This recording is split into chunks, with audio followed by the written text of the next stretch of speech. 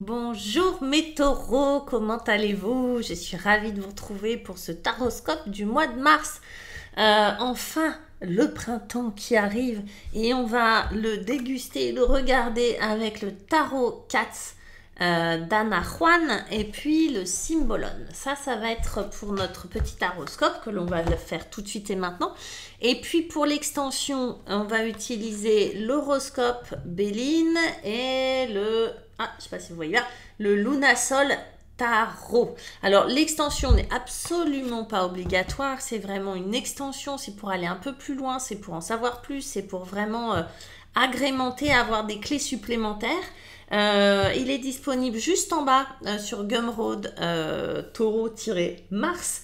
Et en attendant, on va faire votre tirage tout de suite maintenant avec le tarot Katz. Allez, c'était un petit peu plus... voilà, c'est pour le fun ce petit tarot Katz, je l'aime bien. Pour fêter le printemps qui arrive sur ce mois de mars. Pour ceux et celles qui veulent une consultation avec moi en cabinet, en visio, par téléphone, vous avez mon email en dessous, vous avez mon site internet avec les conditions, les tarifs, etc. Et puis vous pouvez me retrouver aussi sur Wengo, vous avez tous les commentaires. Vous pouvez me trouver voilà, sans rendez-vous, vous pouvez m'appeler 1 ou 2 jours par semaine, ça dépend. Voilà, chers amis, allez, on y va. Les taureaux, pour ce mois de mars, qu'est-ce que vous voulez? Quel est votre point de départ? Eh bien, nous avons un très bel ermite qui est là. C'est ce qu'on souhaite. Peut-être un peu d'introspection, peut-être un petit peu de solitude. Votre défi, c'est le 6 de bâton, qui est la victoire. Allez, on va aller voir ce que ça veut dire tout ça. En conseil, nous avons... Oh ben, l'impératrice, tout simplement. On a un deuxième arcane majeur, les taureaux, ça sent bon. On a l'impression que c'est un mois intéressant, surtout que l'impératrice, s'il y a bien le symbole du printemps quelque part, c'est chez l'impératrice. Et puis, on a ce 7 de coupe. Waouh, c'est quand même très joli pour le moment. Allez, avec le Symbolon, qu'est-ce qu'on a? Avec cette ermite, qu'est-ce qu'on va nous proposer, mes petits taureaux? Avec l'ermite, eh ben ouais... Allez, le mythe de Sisyphe, vous savez, quand on... Voilà, une énergie très capricornienne. Il y a du lion aussi, on va aller voir. La ténacité, de la pugnacité, de l'introspection. En défi, on a une énergie différente. Je vais vous l'expliquer tout à l'heure, parce que le Symbolon, on pourrait faire 1 heure sur chaque carte du Symbolon. Avec l'impératrice, on a cette charmante princesse enfermée dans une cage dorée, n'est-ce pas? Ça vous parle, les taureaux? Et puis avec ce 7 de coupe qui est un petit peu le rêve, regardez, on a un chevalier qui rêve aussi. Allez, on y va. On a besoin de rêver, les taureaux, non? Mais on ne rêve pas tout de suite. D'abord, attention, on est sérieux. On est dans une énergie, c'est ce que vous voulez ou c'est ce qui... c'est ce qui vous anime, c'est ce qui est important pour vous, en tout cas, ou peut-être ça vous est imposé, ça s'impose à vous. En attendant, l'ermite, lui, il est avec sa grande sagesse, sa lanterne et son bâton rouge. Je ne sais pas si c'est un bâton d'ailleurs. Il vient chercher des réponses ou peut-être poser des questions. En tout cas, lui, il vient poser des questions. Ça vient d'où? C'est fait comment? Le pourquoi du comment des choses. Le pourquoi des comment de pourquoi je suis comme ça. Vous voyez, c'est un philosophe, l'ermite. Il a des grandes questions existentielles. Il cherche le sens de la vie. L'ermite, il va cibler, si on lui demande sa recherche. Mais sinon, il va être vraiment dans un état, ça peut être juste un état, il n'y a pas forcément de réponse à avoir, hein, mais dans un état de questionnement, où on va se sentir plutôt isolé, mais dans le bon sens du terme, on va avoir envie de se retrouver soi-même et d'aller fouiller un petit peu dans le passé, des réponses, des questions, aller éclairer un petit peu les zones d'ombre en fait. Donc ça peut être très général, ça peut être un état d'esprit où on se sent l'envie, le besoin d'être silencieux, de calmer le dialogue intérieur, d'être dans une espèce de rétrospective de sa vie, ce genre de choses, vous voyez. Et puis, on a cette énergie, une énergie, vous avez vu, on a le Capricorne et le Lion qui s'associent. On a cet homme qui grimpe une montagne avec un énorme caillou dans le dos.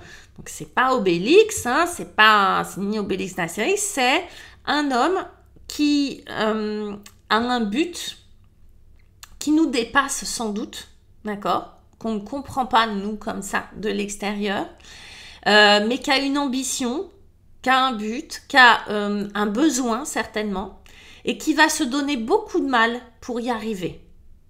Pour lui, c'est important, d'accord, de faire ça. Pour lui, c'est important. Et il va pas laisser tomber. Il va monter jusqu'en haut, jusqu'à ce qu'il soit arrivé à l'endroit où il veut. Mais regardez ces deux cartes-là, elles vont dans le même sens. Ok? Et toutes les deux vont prendre le temps d'y arriver, c'est-à-dire de vraiment aller jusqu'au bout. Sans doute, je ne sais pas s'il sait ce qu'il va chercher en faisant ça. Très certainement, ce qui est important pour lui, c'est plus le chemin que l'arrivée. Voyez ? Le cheminement de cet homme, seul face aux éléments, dans la pénibilité, sans doute il a un ermite dans la tête. Ok ? Sans doute ça lui apporte quelque chose. Et que ce cheminement, c'est comme un rituel de passage, c'est comme un pèlerinage quelque part. Voilà. Donc c'est une quête très spirituelle pour vous, les taureaux, sur ce début mars. Ok. Il y a des réponses, il y a une envie, il y a des besoins de se connaître davantage, de connaître le monde. Il y a des interrogations comme ça. Votre défi, il est effectivement tout autre parce que votre défi, c'est le symbole de la victoire. Votre défi, c'est un chat qui revient au village victorieux de la bataille qu'il a menée. Une énergie de bâton, c'est une énergie vitale, c'est une énergie d'action. Et votre défi, vous, ça va être d'être victorieux ou victorieuse de quelque chose. On ne sait pas de quoi encore, mais de pouvoir rentrer, de pouvoir s'exposer aux yeux du monde en disant « I did it », je l'ai fait, quoi. J'ai dépassé mon truc. Je suis arrivée jusque-là, d'accord ? J'ai combattu, j'ai gagné. Mais ça peut être un combat avec vous-même, hein, sur vous-même. Ça peut être un combat pour une idée. Ça peut être un combat pour un job, pour quelqu'un, une histoire d'amour, on ne sait pas. Mais c'est « je suis victorieux ». C'est votre défi. C'est comme si une part de vous, peut-être, n'y croyait pas. Ok ? Il y a une part de vous qui se dit « est-ce que c'est possible d'avoir cette ambition-là, d'arriver jusque-là » Il y a quelque chose qui a vraiment besoin de... Là, il y a beaucoup d'humilité, il y a beaucoup d'introspection, etc. De l'autre côté, je pense qu'il y a un vrai désir d'y arriver, de succès, d'accord ? Un vrai désir de succès. Mais une part de vous n'y croit pas tellement. Et sans doute, il y a cette idée, vous voyez, il y a l'élève et le maître. L'élève, il est à genoux, le disciple, en fait, et le maître. Je pense qu'il y a une dualité à l'intérieur de vous et que sans doute vous avez à la fois conscience qu'il faut encore que vous appreniez des choses. C'est pour ça que l'ermite, il part à la recherche et que cet homme part à la recherche de quelque chose. Il y a à la fois une part de vous qui a encore besoin de grandir, d'apprendre, d'évoluer, et puis une autre qui est prête, quoi. Pour moi, ces deux personnages, c'est vous. Ils sont à l'intérieur de vous. Je ne fais pas le distinguo entre, voilà, c'est un bonhomme de l'extérieur et tout ça. Non. Pour moi, ces deux personnages sont à l'intérieur de vous. Et je pense qu'il y a une dualité dans cette énergie Gémeaux-Sagittaire. Là aussi, il y a une ambition de s'élever, d'apprendre, de dépasser le maître. Mais c'est pas facile, c'est-à-dire qu'on sent que c'est balbutiant, que vous êtes à moitié à l'aise avec ce que vous voulez, avec votre désir. Et encore une fois, ça peut être une relation, ça peut être un job, ça peut être juste un tournant dans votre carrière où vous êtes effectivement où vous avez besoin d'aller plus loin, mais une part de vous n'est pas certaine de pouvoir y arriver. Comment on y arrive ? Eh ben avec notre chère impératrice, regardez comme elle est mignonne, qu'elle se prélasse avec son sceptre et tout ça, au milieu de la nature abondante, parce que l'impératrice, c'est vraiment ça. L'impératrice, c'est de l'amour, et de l'amour jaillit l'abondance. L'abondance, c'est une espèce de magie, quoi, de miracle. Vous voyez, c'est le miracle de la nature, c'est le miracle de la graine qui germe, c'est le miracle de... Elle est enceinte. De cette fécondité, de cette abondance, c'est grâce à elle, arcane majeur, que vous allez y arriver. C'est-à-dire que vous allez dépasser et que vous aurez le succès que vous souhaitez. Pour ça, l'impératrice, elle est nécessaire, et ce qui est nécessaire peut-être de faire, et je vous parlais de dualité, c'est de sortir cette jeune femme de sa cage dorée, c'est-à-dire sortir peut-être la libérer. Alors, est-ce qu'il faut sortir de sa zone de confort? Est-ce qu'il y a quelque chose à libérer à l'intérieur de vous? Très certainement. Là, j'ai vraiment l'impression que votre principal handicap ou blocage pourrait être effectivement cette dualité, c'est-à-dire ce que j'ai, c'est pas trop mal. Pourquoi j'irais me casser la nénette à vouloir plus au risque de me casser la figure, quoi. Il y a vraiment dépasser cette zone de confort, ouvrir la cage à ce féminin qui est créatif, sensible, qui représente l'abondance, d'accord, la fécondité de l'impératrice. Il faut la libérer, il faut ouvrir cette cage, il faut que le masculin, là, vienne en aide au féminin et vienne ouvrir cette cage dorée. Alors, elle n'est pas malheureuse, elle a une belle robe et ça, mais elle est quand même malheureuse, hein, elle est quand même en prison. Elle est dans sa prison. C'est comme si vous, les taureaux, vous sentiez que, et vous savez peut-être pas vraiment ce qui cloche, mais c'est pour ça que vous partez dans une phase introspective, c'est que je suis pas si mal là où je suis dans ma condition, etc. Mais quelque part, ça ne me correspond plus du tout. Et j'ai besoin de plus, et j'ai besoin de cette abondance-là. D'accord? Et j'ai besoin d'aller plus loin et d'aller puiser dans d'autres ressources. Très bien. Chose faite, aussitôt dit, aussitôt fait, n'est-ce pas? Donc l'amour, cultiver tout ça. Et ben on arrive à un 7 de coupe. Et le 7 de coupe, qu'est-ce qu'il va faire, lui, ce chat endormi qui rêve avec, c'est trop mignon, à des coupes dans lesquelles il y a des souris? Ben il rêve. Il rêve à différentes options. En fait, il va débloquer, en fait, son ambition, votre ambition, ça, le côté victorieux, l'idée, la dualité qu'il y a avec le côté apprentissage, méritocratie aussi, vous voyez, le côté est-ce que je mérite vraiment ce succès, en fait, va se débloquer parce que vous allez ouvrir, vous allez peut-être sortir de cette zone qui est confortable mais pas confortable, mais vous allez faire confiance à un principe qui est le principe de la vie et de l'abondance. Mais surtout, vous allez rêver. Vous allez rêver à différentes options, à différents choix. Vous allez faire confiance à vos émotions, à ce que vous souhaitez. C'est un 7 de coupe, donc on va parler du cœur. Hein. On va laisser le cœur parler. On va laisser le cœur exposer, raconter l'histoire de ces 7 coupes. Qu'est-ce que je vais mettre dans ces 7 coupes? C'est pas l'illusion, hein. C'est pas tout ça. C'est vraiment l'idée, ça va être vraiment de se comment on va dire ça, de se connecter à ce qui est de vraiment important pour soi. Ok? Ah vraiment, je rêve de quoi en fait? Ça va créer comme des lignes directrices, comme des chemins en fait, des chemins à emprunter.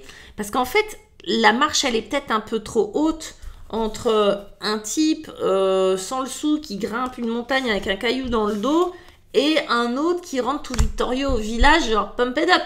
Vous voyez, la marche, elle est peut-être un peu haute. Et le passage, en fait, on vous dit, hein, le chemin, ça va être de faire l'étalage de tout ce que vous souhaitez. C'est quoi vos rêves? On y va pas. D'accord? Mais c'est quoi votre rêve? Et on insiste là-dessus avec cette énergie-là du bélier et du poisson. Faites confiance à votre intuition. Comme si il y avait vraiment une confiance à avoir dans l'invisible, dans l'autre vous, parce que finalement c'est lui, c'est son double, d'accord? Alors c'est soit son double, soit un autre chevalier qui vient lui parler.